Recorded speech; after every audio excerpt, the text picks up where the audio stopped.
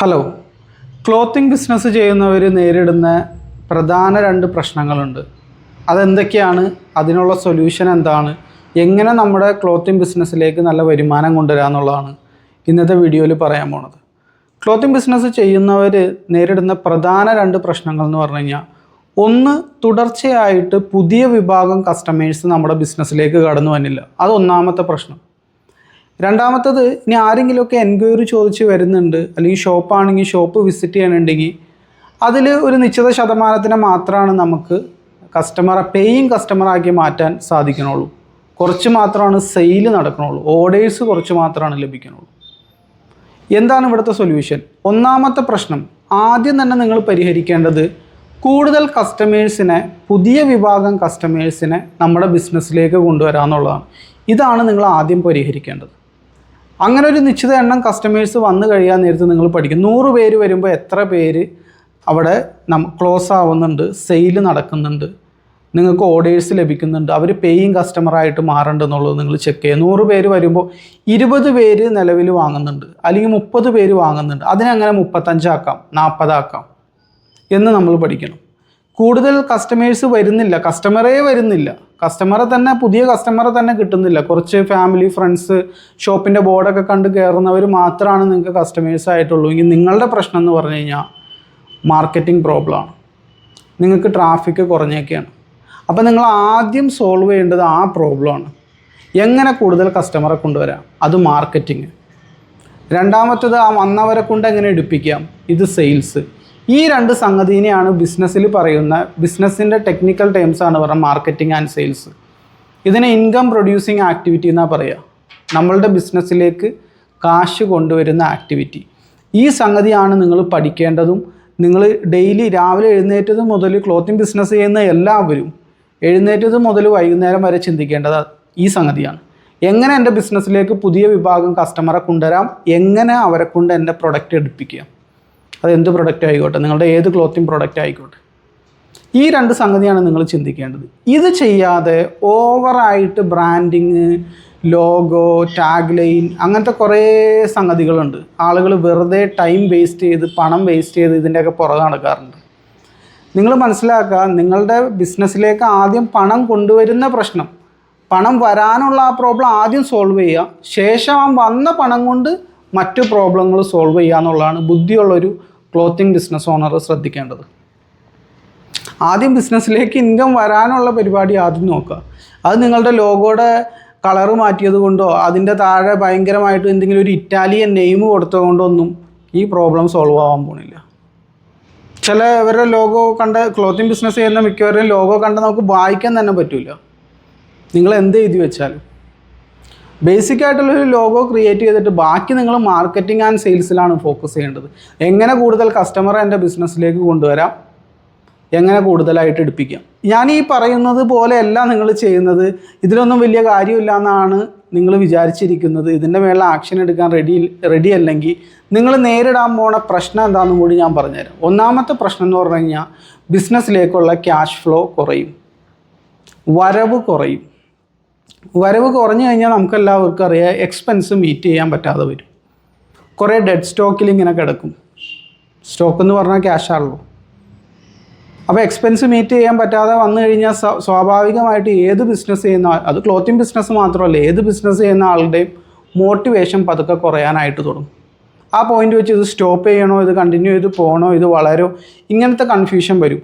Continuous ആയിട്ട് ബിസിനസ്സിലേക്ക് cash flow കൊണ്ടുവരിക എന്നുള്ളതാണ് ബുദ്ധിയുള്ളൊരു ബിസിനസ്സുകാരൻ ചെയ്യേണ്ടത്.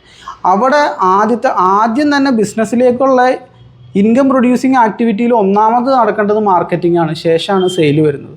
നിങ്ങളുടെ കയ്യിൽ എന്തോ വിൽക്കാനുണ്ട്, അത് വാങ്ങാൻ തയ്യാറായിട്ടുള്ള കസ്റ്റമറെ കണ്ടെത്തുക എന്നുള്ളതാണ് മാർക്കറ്റിംഗ്. ആ വന്നവരെ കൊണ്ട് എടുപ്പിക്കുക എന്നുള്ളതാണ് സെയിൽസ്. ഇത് രണ്ടുമാണ് നിങ്ങളെ രക്ഷിക്കാൻ പോകുന്നത്. ഒരു വിമാനത്തിൻ്റെ ഏറ്റവും ഇമ്പോർട്ടൻ്റ് ആയിട്ടുള്ള രണ്ട് ഭാഗങ്ങൾ എന്ന് പറഞ്ഞാൽ അതിൻ്റെ ഇരുവശങ്ങളിലുള്ള എൻജിൻസാണ്. ഒന്നാമത്തെ എൻജിൻ, നമ്മളുടെ ക്ലോത്തിങ് ബിസിനസ്സിൻ്റെ ഒന്നാമത്തെ എൻജിൻ എന്ന് പറഞ്ഞു കഴിഞ്ഞാൽ മാർക്കറ്റിംഗ് ആണ്. രണ്ടാമത്തെ എൻജിൻ എന്ന് പറഞ്ഞു കഴിഞ്ഞാൽ സെയിൽസാണ്. ഇത് രണ്ടും ക്ലോത്തിങ് ബിസിനസ് ഓണേഴ്സ് ഫോക്കസ് കൊടുത്തില്ലെങ്കിൽ ഞാൻ നേരത്തെ പറഞ്ഞ പ്രശ്നത്തിലേക്ക് നിങ്ങൾ ചെന്നെത്തും. ക്യാഷ് ഫ്ലോ നിങ്ങളുടെ ഡെഡാവും. നിങ്ങൾ ഉദ്ദേശിച്ച രീതിയിലുള്ള വരുമാനം നിങ്ങൾക്ക് ഉണ്ടാകില്ല. പലരും തെറ്റിദ്ധരിക്കും അത് ഈ ബിസിനസ് മോശമായതുകൊണ്ടാണ്, അപ്പോൾ ഈ ബിസിനസ് നിർത്തി വേറൊരു ബിസിനസ്സിലേക്ക് പോകാനായിട്ട് തോന്നും. അവിടെ ചെന്നാലും ഇതേ അവസ്ഥ തന്നെ നിങ്ങൾ ഫേസ് ചെയ്യേണ്ടതായിട്ട് വരും. ഏത് ബിസിനസ്സിലും ഇത് കോമൺ ആണ്. ചിലപ്പോൾ പ്രൊഡക്റ്റ് മാറ്റി പുതിയൊരു പ്രൊഡക്റ്റിലേക്ക് ചാടാനായിട്ട് തോന്നും. ഇതൊന്നുമല്ല പ്രശ്നം. നിലവിൽ എന്തെങ്കിലും കയ്യിൽ വിൽക്കാനുണ്ടെങ്കിൽ, എന്ത് ക്ലോത്തിങ് പ്രൊഡക്റ്റ് ആയിക്കോട്ടെ, സാരി മാറ്റി ഇപ്പോൾ പെട്ടെന്ന് ചുരിദാറിലേക്ക് ചാടിയത് കൊണ്ട് ഒരു അത്ഭുതം സംഭവിക്കാൻ പോണില്ല. ജീൻസ് മാറ്റിയിട്ട് അല്ലെങ്കിൽ കാഷ്വൽസ് മാറ്റി നേരെ ഫോർമൽസിലേക്ക് ചാടിയത് കൊണ്ട് വലിയൊരു അത്ഭുതമൊന്നും അവിടെ സംഭവിക്കാൻ പോകുന്നില്ല. ഇതൊക്കെ നോർമൽ മാർക്കറ്റുകളാണ്, മാർക്കറ്റിങ്ങിൻ്റെ പ്രശ്നമാണ്. ആ ഉള്ള സാധനം എത്ര പേരെ കാണിച്ചു എന്നുള്ളതാണ് ചോദ്യം. നിലവിലെന്തോ കയ്യിൽ വിൽക്കാനുണ്ടല്ലോ, അതെത്ര പേരെ കാണിച്ചു, എത്ര പേര് എൻക്വയറി ചോദിച്ച് നിങ്ങളുടെ ബിസിനസ്സിലേക്ക് വന്നു, അതിലെത്ര ഓർഡേഴ്സ് ലഭിച്ചു. ഈ ചോദ്യം ചോദിക്കാതെ നമ്മളിപ്പോൾ ലോഗോയുടെ കളറ് മാറ്റിയത് കൊണ്ടൊന്നും യാതൊരു ഗുണവും നിങ്ങൾക്ക് ഉണ്ടാവാനായിട്ട് പോകുന്നില്ല. കാരണം ഇതൊന്നും തന്നെ ഇൻകം പ്രൊഡ്യൂസിങ് ആക്ടിവിറ്റിയിൽ പെട്ടതല്ല. മാർക്കറ്റിംഗ് ആൻഡ് സെയിൽസ് ഇത് നിങ്ങൾ കൃത്യമായിട്ട് പഠിക്കാനായിട്ട് നോക്കുക. ഇന്നത്തെ കാലത്ത് ഏറ്റവും നല്ല രീതിയിൽ ക്ലോത്തിങ് ബിസിനസ് ചെയ്യുന്നവർക്ക് മാർക്കറ്റിംഗ് ചെയ്യാൻ സാധിക്കുന്നത് സോഷ്യൽ മീഡിയ ഉപയോഗിച്ചുകൊണ്ടാണ്. കാരണം സോഷ്യൽ മീഡിയ വഴി വളരെ എളുപ്പത്തിൽ നമുക്ക് കസ്റ്റമേഴ്സിനെ കണ്ടെത്താനായിട്ട് പറ്റും. കസ്റ്റമേഴ്സിനെ കണ്ടെത്തി നമ്മളുടെ വാട്സപ്പിൽ വളരെ സിമ്പിളായിട്ട് തന്നെ വാട്സപ്പിൽ കൊണ്ടുവരാനായിട്ട് സാധിക്കും. എന്നിട്ട് നിങ്ങളുടെ ക്ലോത്തിങ് പ്രൊഡക്റ്റുകൾ സെല് ചെയ്യാനായിട്ട് സാധിക്കും. ജസ്റ്റ് ഇൻസ്റ്റഗ്രാം മാത്രം യൂസ് ചെയ്ത് ഒരുപാട് പേര് ക്ലോത്തിങ് ബിസിനസ് ചെയ്യുന്നുണ്ട്. അവരൊക്കെ കസ്റ്റമറെ കണ്ടെത്തുന്നുമുണ്ട്. കാരണം അവരുടെ ഫോക്കസ് എന്ന് പറഞ്ഞു കഴിഞ്ഞാൽ പ്രൊഡക്റ്റേലെല്ലാം മറിച്ച് മാർക്കറ്റിങ്ങിലാണ്. നിങ്ങളുടെ ആ പ്രൊഡക്റ്റ് അല്ല ശരിക്കും നിങ്ങളെ രക്ഷിക്കുന്നത്, മാർക്കറ്റിംഗ് ആണ്. ഈ ക്വാളിറ്റി അതേപോലെ തന്നെ നമ്മളുടെ എന്തും ആയിക്കോട്ടെ, product quality or service quality എന്തും ആയിക്കോട്ടെ, ഇതൊരു കസ്റ്റമർ അറിയുന്നത് ആ പ്രൊഡക്റ്റ് കയ്യിൽ കിട്ടി യൂസ് ചെയ്തതിന് ശേഷം മാത്രമാണ്. നിങ്ങളുടെ പ്രൊഡക്റ്റ് യൂസ് ചെയ്തതിന് ശേഷം മാത്രമേ ക്വാളിറ്റിയെ പറ്റി ശരിക്കും കസ്റ്റമർക്ക് അറിയാനായിട്ട് സാധിക്കുള്ളൂ. അപ്പോൾ ഇനീഷ്യൽ ഓർഡേഴ്സ് പുതിയൊരു കസ്റ്റമർ നിങ്ങളുടെ അടുത്തുനിന്ന് വാങ്ങണമെങ്കിൽ അത് ക്വാളിറ്റി കൊണ്ട് മാത്രം നടക്കില്ല. കാരണം അത് സെയിലിന് ശേഷമാണ് കസ്റ്റമർ അറിയുന്നത്, പൂർണ്ണമായിട്ട് അറിയുന്നത് സെയിലിന് ശേഷമായിരിക്കും. അപ്പോൾ അങ്ങനെയാണെങ്കിൽ ആ ഇനീഷ്യൽ സെയിൽ നമുക്ക് ലഭിക്കാൻ നമ്മളെ ശരിക്കും സഹായിക്കുന്നത് പ്രൊഡക്റ്റിൻ്റെ ക്വാളിറ്റി അല്ല, മറിച്ച് മാർക്കറ്റിങ്ങിൻ്റെ ക്വാളിറ്റിയാണ്. എന്തുമാത്രം ക്വാളിറ്റിയിലാണ് നമ്മൾ മാർക്കറ്റിംഗ് ചെയ്തതെന്നുള്ളതാണ്.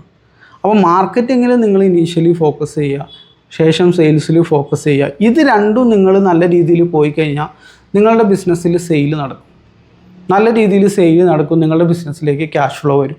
അതിനുശേഷം നിങ്ങളിപ്പോൾ ലോഗോ ചേഞ്ച് ചെയ്യണതിനെ പറ്റിയോ അല്ലെങ്കിൽ എക്സ്പാൻഡ് ചെയ്യണതിനെ പറ്റിയൊക്കെ നിങ്ങൾക്ക് ചിന്തിച്ചു തുടങ്ങാം.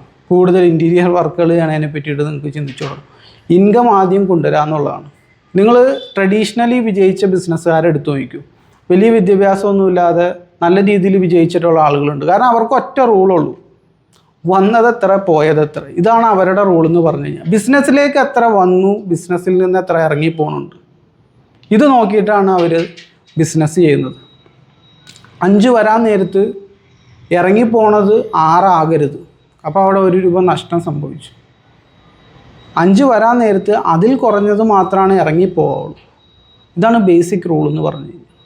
അങ്ങനെ ഈ ഒരു സംഗതി കറക്റ്റായിട്ട് നമ്മളുടെ ഇൻ ആൻഡ് ഔട്ട് മണി കറക്റ്റായിട്ട് ആ ക്യാഷ് ഫ്ലോ വരുന്നതിനേക്കാൾ കുറച്ചായിരിക്കണം നമ്മളുടെ ബിസിനസ്സിൽ നിന്ന് ഇറങ്ങിപ്പോവേണ്ടത്.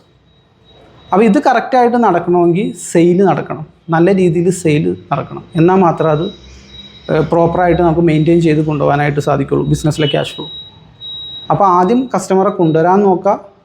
ആ വന്ന കസ്റ്റമറെ കൊണ്ട് ഒരു വലിയ വിഭാഗത്തിനെ കൊണ്ട് നമ്മളുടെ പേയിങ് കസ്റ്റമറാക്കി മാറ്റാനായിട്ട് നിങ്ങൾ നോക്കുക. അല്ലെങ്കിൽ ക്ലോത്തിങ് ബിസിനസ് എന്നല്ല, ഏത് ബിസിനസ് ചെയ്താലും സ്ട്രഗിളിലായിരിക്കും. ക്ലോത്തിങ് ബിസിനസ് എന്ന് പറഞ്ഞു കഴിഞ്ഞാൽ നല്ല ഒരു കാറ്റഗറിയാണ്. നിങ്ങളിപ്പോൾ പെട്ടെന്ന് അത് മാറ്റി വേറെ ഇതിലേക്ക് പോകുന്നതിനെ പറ്റി ചിന്തിക്കേണ്ട, ഇതിൽ തന്നെ സ്റ്റിക്ക് ചെയ്ത് നിന്നിട്ട് ഇതെങ്ങനെയെങ്കിലും വളർത്താനായിട്ട് നോക്കുക.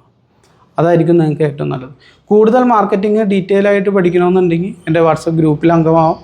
താഴെ നമ്മുടെ ലിങ്ക് കൊടുത്തിട്ടുണ്ട്. ഇതുപോലുള്ള ബിസിനസ് വിശേഷങ്ങളുമായിട്ട് നമുക്ക് വീണ്ടും കാണാം. Thank you for watching.